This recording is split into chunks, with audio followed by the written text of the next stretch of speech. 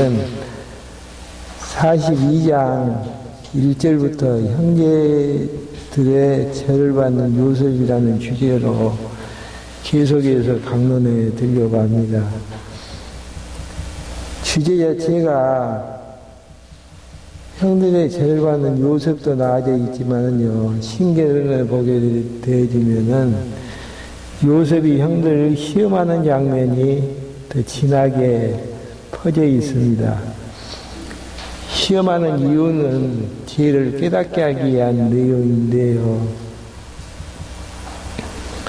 한번 42장 1절부터 읽어가면서 정리할 수 있도록 하겠습니다. 42장 1절입니다. 그때 야곱이 애굽에 곡식이 있음을 보고 아들들에게 이르되 너희는 어찌하여 서로 바라만 보고 있느냐. 야곱이 또 이르되 내가 들은즉 저 애굽에 곡식이 있다 하니 너희는 그리로 가서 거기서 우리를 위하여 사오라. 그러면 우리가 살고 죽지 아니하리라 하매 요셉의 형 10사람이 애굽에서 곡식을 사려고 내려갔으나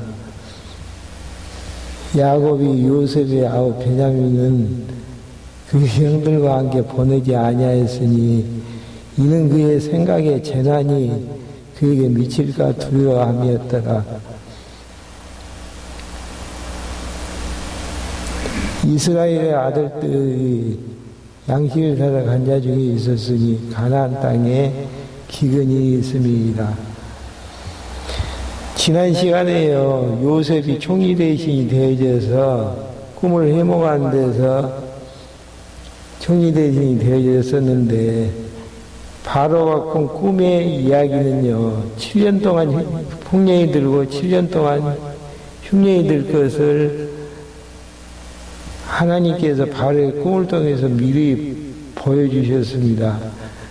그래서 바로는 요셉을 총리를 삼아가지고 7년 동안 열심히 창고에다가 곡식을 저장케 하고 그 다음에 이제 흉년이 드는 2년째부터는 많은 주위에 있는 사람들과 애굽 사람들이 이제 곡식을 사러 오게 되어지는 장면이 나오고 있습니다. 근데 이제 42장 내용에서요,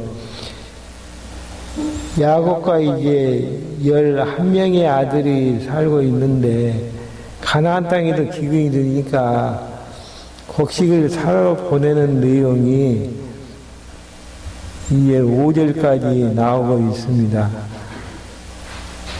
하나님께서 미리 풍년을 들게 하셨다가 흉년이 들게 하시는 하나님의 섭리의 내용은 언약 백성들을 살리게 한 내용임을 뒤에 보면 이제 확인할 수가 있는데요. 창세기 45장 5절 한번 봐보시겠습니까? 왜 풍년을 줘서 곡식을 저장케 해주셨는가? 요셉의 고백을 통해서 확인할 수가 있는데 45장 5절에 보게 되면은 당신들이 나를 이곳에 팔았다고 해서 근심하지 마소서, 한탄하지 마소서. 하나님이 생명을 구원하시려고 나를 당신들보다 먼저 보내셨나이다. 이게 이제 요셉의 고백이거든요. 자기 자신을 드러내면서 왜 이제 애굽에 먼저 와서 총리대행이 되어졌는가? 하나님이 언약 백성들의 생명을 구원하시려고 요셉 자기를 형들보다 먼저 보내셨다는 고백을 통해서 애굽의 이제 모든 역사가, 세계 역사가 언약 백성들 중심으로 진행이 되어지고 있음을 확인할 수가 있습니다. 그냥 풍년이 들게 하셔서 준비케 하시는 하나님의 섭리는 이제 하나님께서 언약 백성들을 굶주린 가운데에서 보호하시려는 섭리의 내용이죠.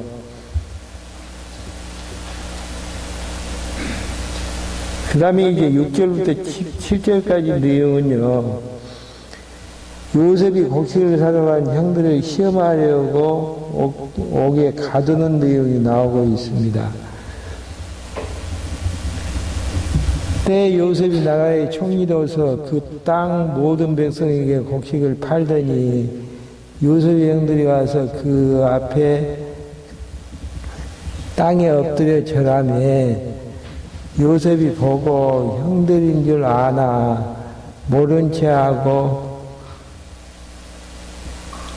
엄한 소리로 그들에게 말하여 이르되 너희가 어디서 왔느냐 그들이 이르되 곡물을 사려고 가나안에서 왔나이다. 요셉은 그의 형들을 알아보았으나 그들은 요셉을 알아보지 못하더라. 요셉이 그들에 대하여 꿈을 생각하고, 꿈이라는 것은 6절에서 이야기하고 있는 그 앞에 요셉의 형들이 와서 그 앞에 땅에 엎드려 절하는 꿈이죠. 그 내용 37장 7절 한번 봐보실까요?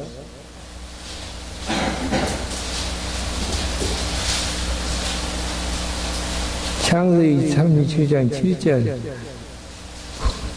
우리가 밭에서 곡식단을 뭉더니 내 자는 일어서고 당신의 단은 내 단을 둘러서서 절하더이다.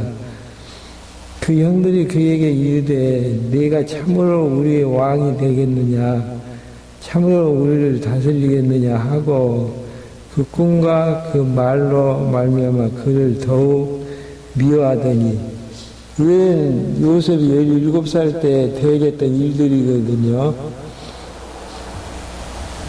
형의 곡식단들이 요셉의 곡식단들 향해서 절하는 꿈을 꾸게 되어 있었는데 형들은 이걸 통해서 요셉을 교만한 자로 알게 되어지면서 더욱더 이제 미워하게 되어지는 장면인데 그 내용이 실제로 42장에서 곡식을 사러오는 과정 속에서 절하는 꿈이 성취되어지는 내용입니다. 그러니까 꿈이라는 내용은요, 지난번에도 말씀해 드렸듯이 앞으로 되어질 일들을 하나님께서 예언적으로 말씀해 주시는 내용입니다.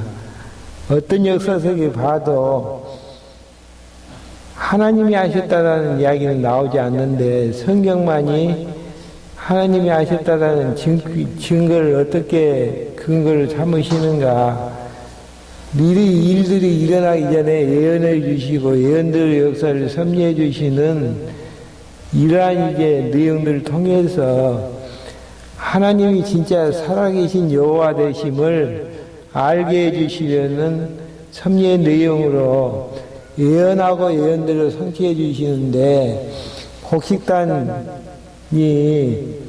요셉의 곡식단에게 절하는 걸 통해서 앞으로 이제 시간이 지나서 요셉에게 형들이 절할 것을 예언해 주시는 내용으로 이야기를 해 주시는데요.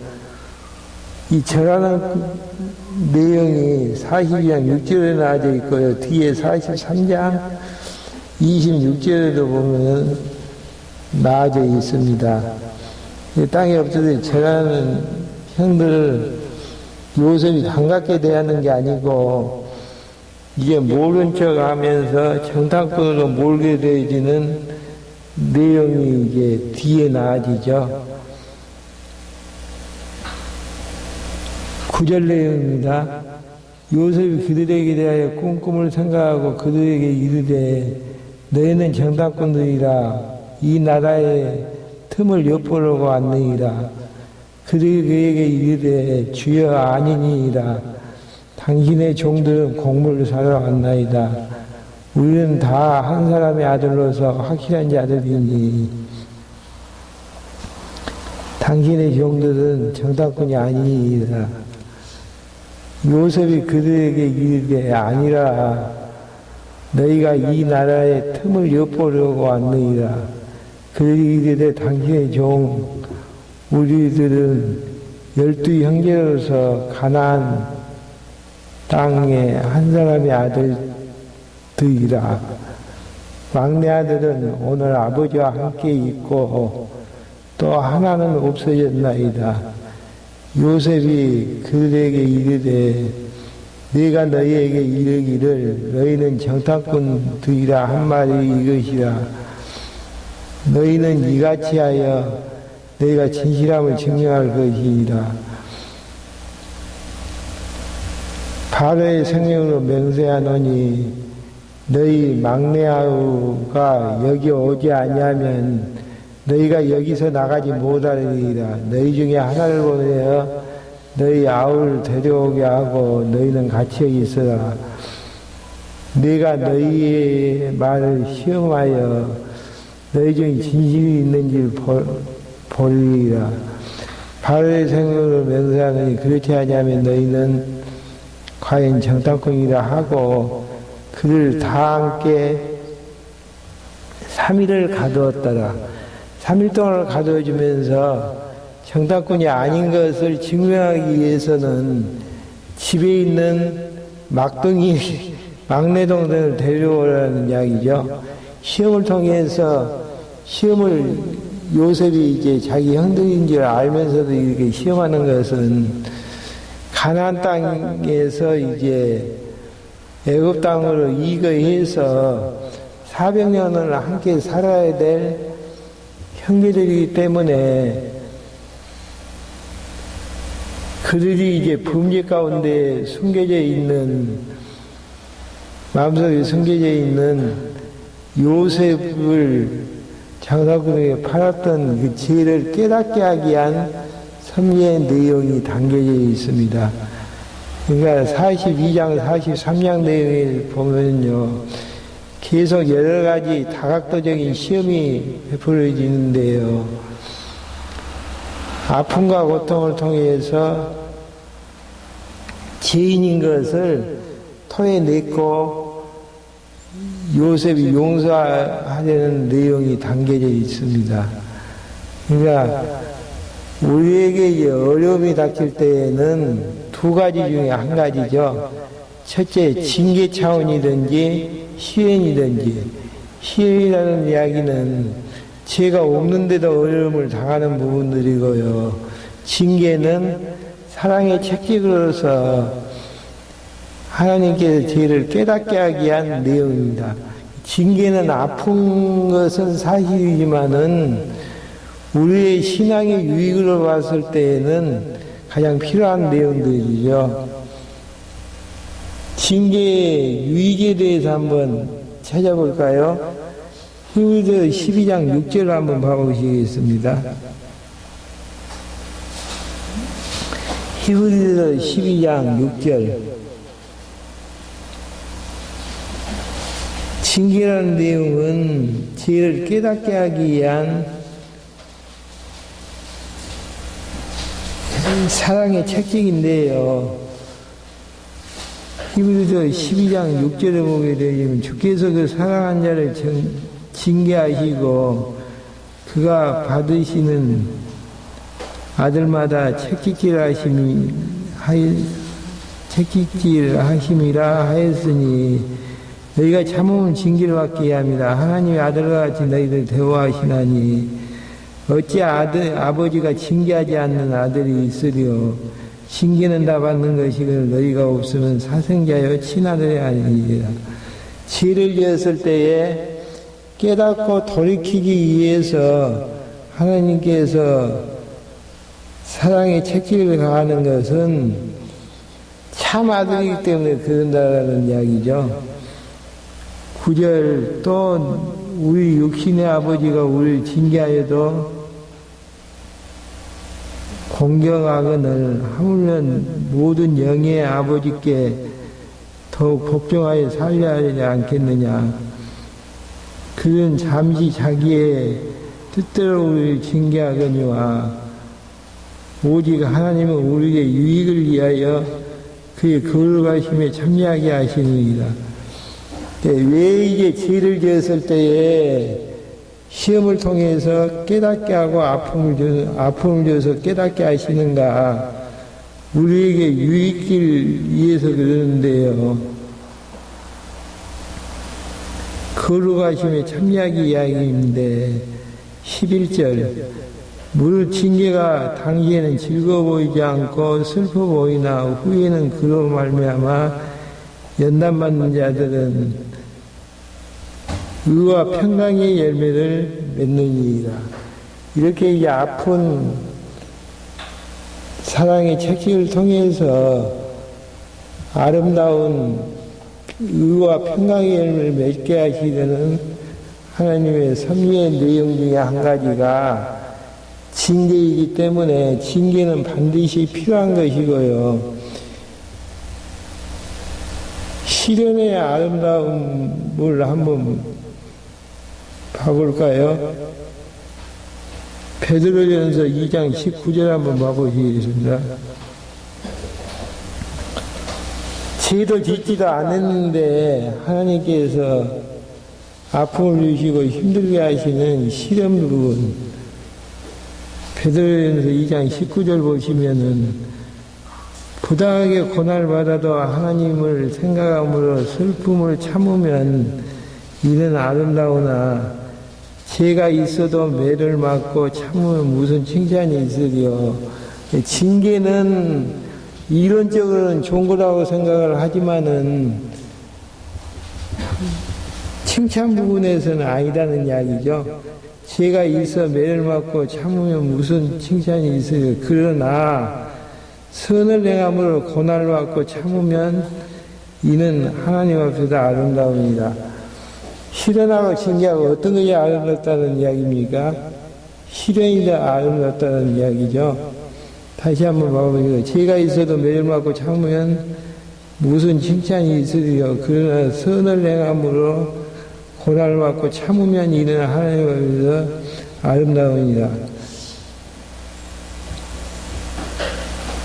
대표적인 예가 욥 같은 경우가 그러죠. 까닭 없이 하나님께서 시련을 통해서 아름답게 연단을 시키시는 하나님의 섭리의 내용들. 여기에서 형제들에게 요셉이 이제 시험을 하는 이유는 자기들이 범죄했던 죄를 토설을 하고 깨닫고 돌이키게 해서 애굽 땅에서 함께 살게 하시는 하나님의 섭리의 내용이 시험 속에 담겨져 있는 내용입니다. 그러니까 그러면서 18절부터 25절까지 요셉이 뉘치는 형들에게 조건부로 곡식을 허락하는 내용이 나와지고 있습니다. 17절에서 다 함께 3일을 가두게 되는 내용은요. 왜 3일을 가두었는가?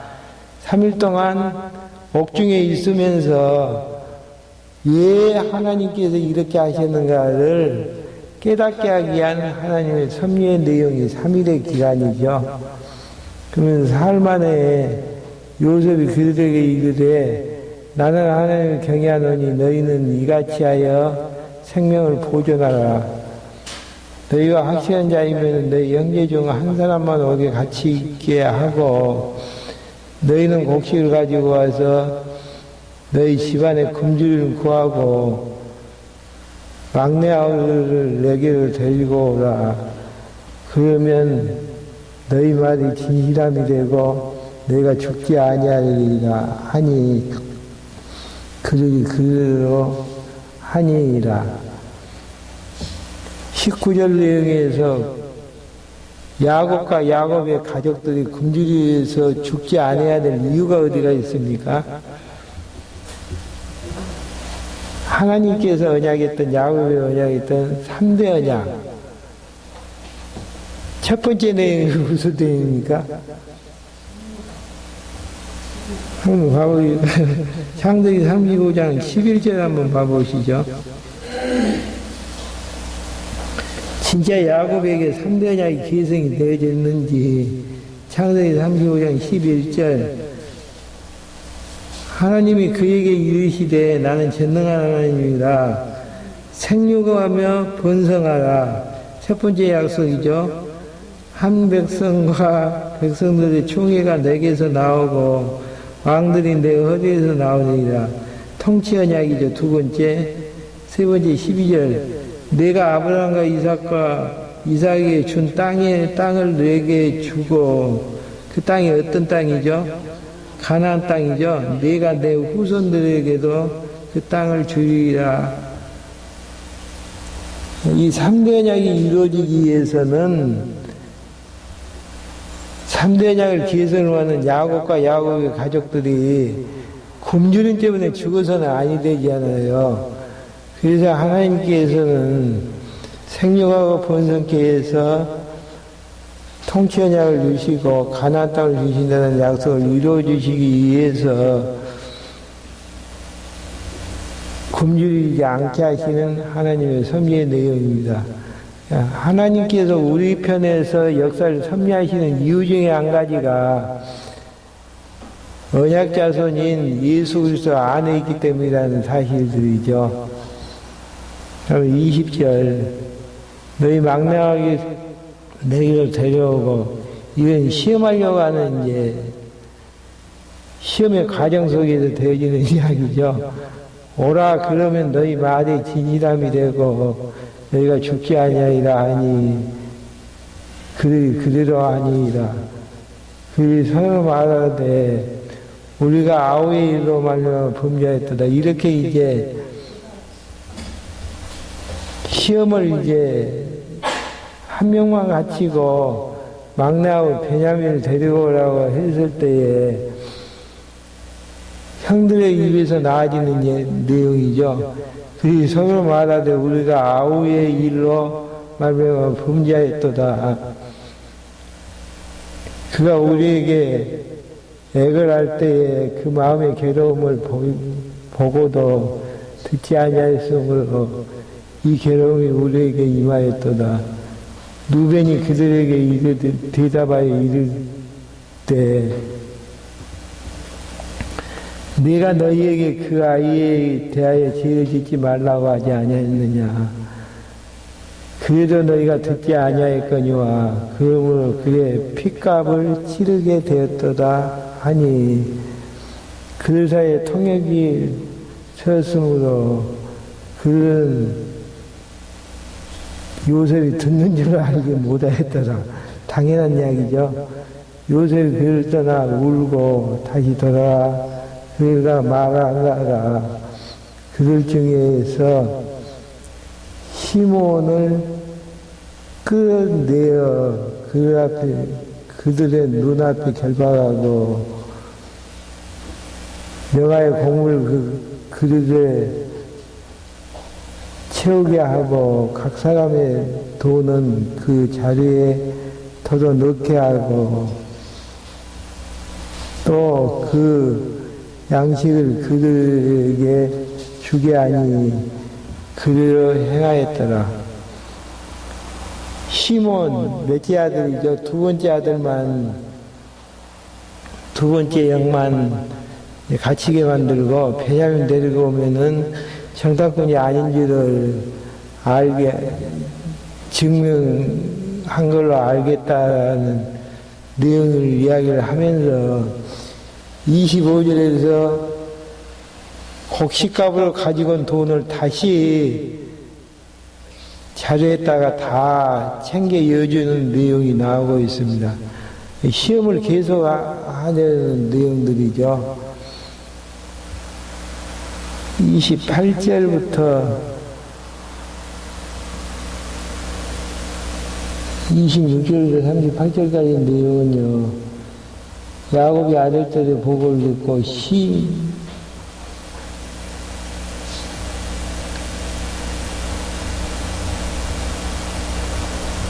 신이 괴로워하는 내용이 나오고 있어요. 36절 한번 봐보시죠.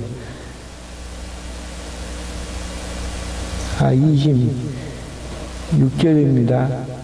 그리고 곡식을 나귀에 싣고 그것을 떠났더니 한 사람이 여관에서 나귀에게 먹이를 주려고 자를 풀고 본즉 그 돈이 자루 아귀에 있는지라. 그가 그 형제에게 말하되 내 돈을 넣었도다. 보라, 자루 속에 있도다. 이에 그들이 혼이 나서 떨며 서로 돌아오며 말하되 하나님이 어찌하여 이런 일을 우리에게 행하셨는가 하고. 그러니까 돈자리를 이제 발견했을 때 그들 단 한마디의 이야기는 하나님이 어찌하여 이런 일을 우리에게 행하셨는가, 왜 하나님께 그렇게 하셨는가. 예.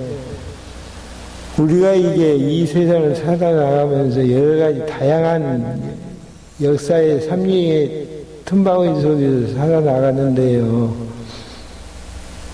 여러 가지 일들을 바라보면서 정리해야 될 부분들은 왜 하나님께서 이렇게 역사를 섭리하시는가? 어려움이 있으면 징계인가 시련인가? 징계는 회개하고 돌이키면 끝나지는 부분들이고요. 시련은 어떻게 해야 됩니까? 시련이 닥쳐 죄도 없는 데에 어려움이 닥치게 되면 어떻게 해야죠? 끝날 때까지 참고 기다리는 방법밖에 없습니다. 하나님께서 연단의 시기가 끝나질 때까지 왜 그렇게 하셨는가에 대한 질문을 던지면서 하나님 편에서 역사를 정리해 보는 것들이 필요하죠.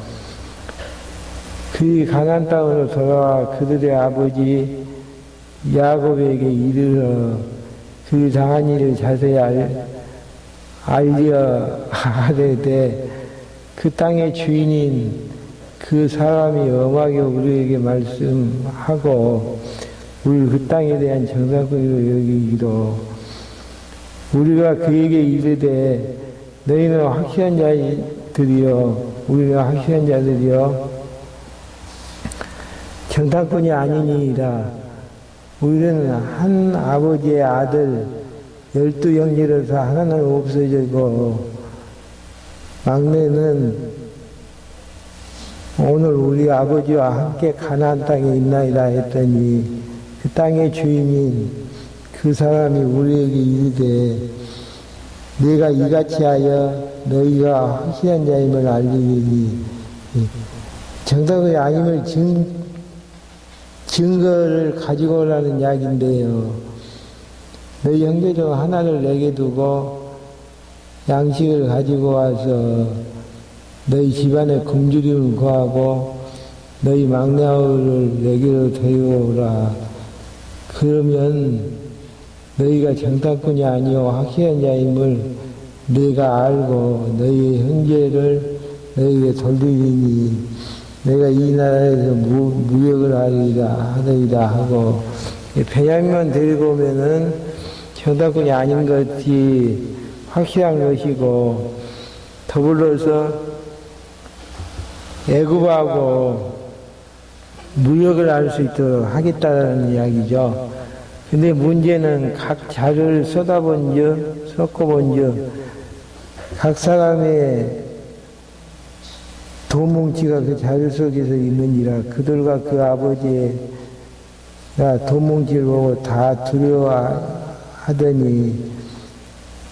그들의 아버지 야곱이 그들에게 이르되 너희가 나에게 내 자식을 잃게 하는도다.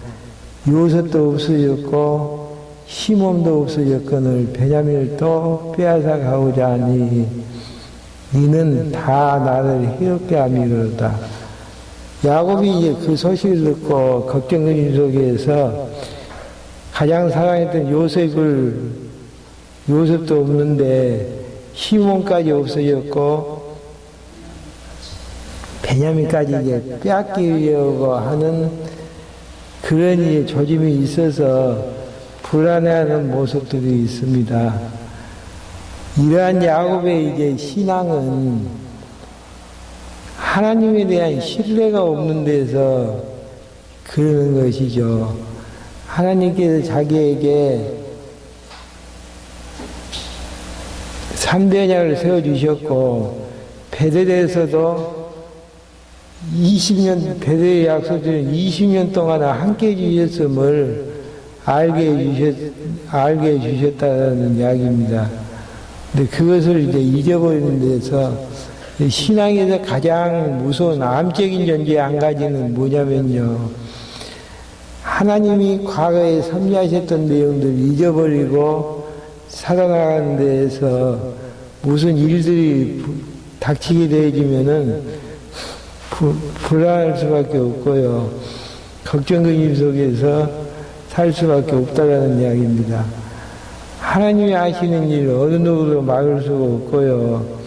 하나님께서 섭리하시는 것들은 모든 것이 합력하여 선을 이룬다라는 약속의 말씀처럼 사랑하는 백성들이기 때문에 목표점을 영원한 천국으로 인도하시려는 하나님의 섭리 과정 속에서 여러 가지 다양한 방법대로 역사를 섭리하시면서 하나님 배우게 하시고 역사를 섭리하시는 하나님이심을 야곱이 잊어버리는 데에서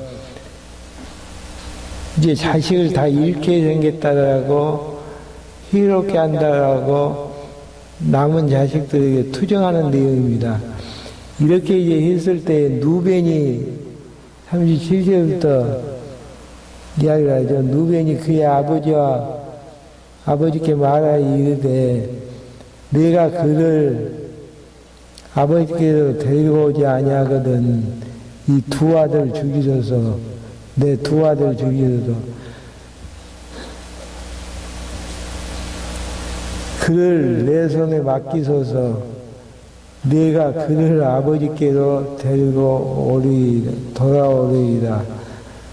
야곱이 이르되 내 아들은 너희와 함께 내려가지 못하리니 그의 형은 죽고 그만 남았습니다. 만일 너희가 가는 길에 재난이 그에게 미치면 너희가 내 흰 머리를 슬퍼하며 수월로 여기서 수월이라는 건 죽는 자들이 가는 장소라고 생각하시면 돼요. 수월로 내려가게 함이 되리이다. 이렇게 이제 한 다음에 43장 1절부터 15절까지는요. 형들이 약속대로 베냐민을 데리고 애굽으로 가게 되어지는 장면이 나오고 있습니다. 안 갈 수가 없죠. 그 땅의 기근이 심하고 그들이 애굽에서 가져온 곡식을 다 먹으며 그 아버지가 그들에게 이르되 다시 가서 우리를 위하여 양식을 사오라.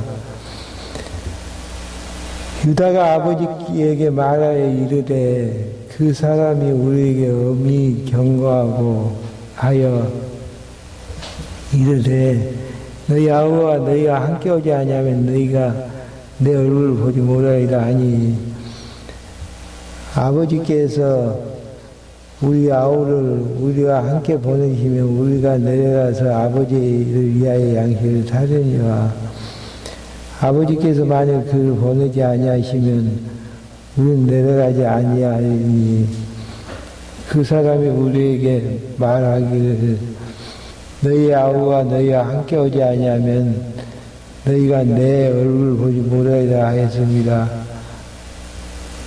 이스라엘이 이르되 너희가 어찌하여 너희에게 또 다른 아우가 있다고 그 사람이 말하여 나를 괴롭게 하였느냐. 그들이 이르되 그 사람이 우리 지적에 대해서 자세히 물어 질문하여 이르기를 너희 아버지가 아직 살아계시냐 너희에게 아우가 있느냐 하기로 그 묻는 말에 따라 그에게 대답한 것이니 그가 너희의 아우를 데리고 내려오라 할 줄 우리가 어찌 알았으리까. 당연한 이야기죠. 베냐민을 데리고 오라고 했으면 말하지 않았을 텐데 그렇게 할 줄은 꿈에도 생각지 못했다는 이야기죠. 그러니까 이제는 이제 유다가 나서는 내용이 8절부터 나아지고 있습니다. 유다가 그의 아버지 이스라엘에게 이르되 저 아이를 우리가 함께 보내시면 우리가 곧 가리니 그러면 우리가 우리 아버지가 그의 어린아이들 다 살고 죽지 아니하리이다. 네가 그를 위하여 담보가 되려니 아버지께서 내 손에서 그를 찾으셔서 내가 만일 그를 아버지께 데려다가 아버지 앞에 두지 아니하면 내가 영원히 죄를 지리리라. 우리가 지체하지 아니하였다면 벌써 2번 갔다 왔으리라. 2번이나 갔다 올 수 있는 시간대를 허비를 하면서 이렇게 되어진 것은 야곱이 이제 베냐민을 내어놓지 않는 이런 것이죠. 그들의 아버지 이스라엘이 그들에게 이르되 그리할진대 그렇게 하라 하면서 이제 이스라엘인 야곱이 처방책을 내놓는데요. 11절부터 이제 아름다운 소산을 그에게 담아가지고 내려가서 그 사람에게 애물 들지니 곧 유황교분과 꿀교분과 향품과 모략과 유황나무 열매와 감목숭아이니라. 아름다운 소산들을 이제 가지고 가라는 이야기는 뇌물 비슷하죠. 그 다음에 또 처방책이라는 게 너희 손에 갑절의 돈을 가지고 너희 자루 아기에 돌을 넣어져 있던 그 돈을 다시 가지고 가라. 혹 잘못이 있을까 두렵도다. 내 아우도 데리고 떠나 다시 그 사람에게 가라. 전능하신 하나님께서 그 사람 앞에서 너에게 은혜를 베푸사 그 사람으로 너희 다른 형제와 베냐민을 돌려보내게 하시길 원하노라. 내가 자식을 잃으면은 이르리라. 어찌할 수 없죠. 베냐민을 놓지 아니하면은 곡식을 얻을 수가 없고 다 죽게 되기 때문에 그래서 그 형제들이 예물을 마련하고 갑절의 돈을 그들의 손에 가지고 베냐민을 내리고 애굽에 내려가서 요셉 앞에 선이라.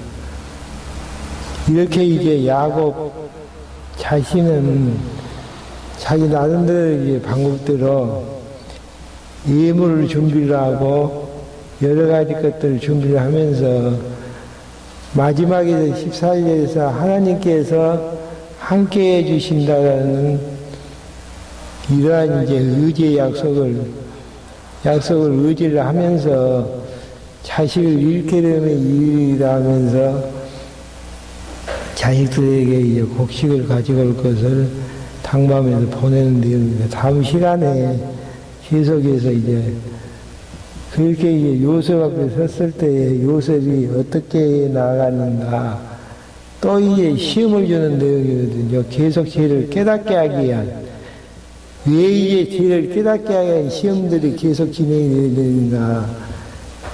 죄가 드러나지 아니하면은 계속 그 죄 속에 머무를 수밖에 없고요. 다른 부분에서도 욕심대로 살 수밖에 없기 때문에 죄를 근절시키고 함께 화친하려고 하는 요셉의 속마음이 담겨 있는 부분들입니다. 죄라는 부분들은 하나님이 하게 하셔서 짓는다는 죄의 개념이 아니고요.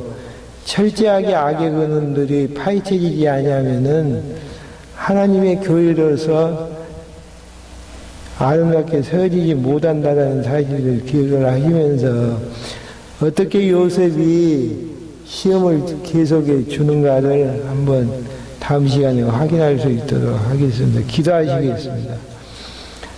하나님 아버지, 저희를 이 시간에 불러 모아주셔서 요셉의 생애를 통해서 하나님께서 역사를 섭리하시는 것들을 확인할 수 있도록 인도해 주심을 감사를 드립니다. 저희들의 인생의 역사도 출생부터 시작해서 마지막 죽는 그날까지 다양한 역사를 섭리를 통해서 우리에게 징계의 채찍도 주시고 시련의 아픔도 주시면서 우리를 거룩한 백성으로 만들어 가시는 하나님의 섭리의 내용들을 알고 있습니다. 되어지는 모든 것들을 하나님의 뜻으로 인정하면서 감사하면서 살아나가는 저희들로 인도해 주시옵소서. 예수 그리스도의 이름으로 기도했습니다. 아멘. 예, 마쳤습니다.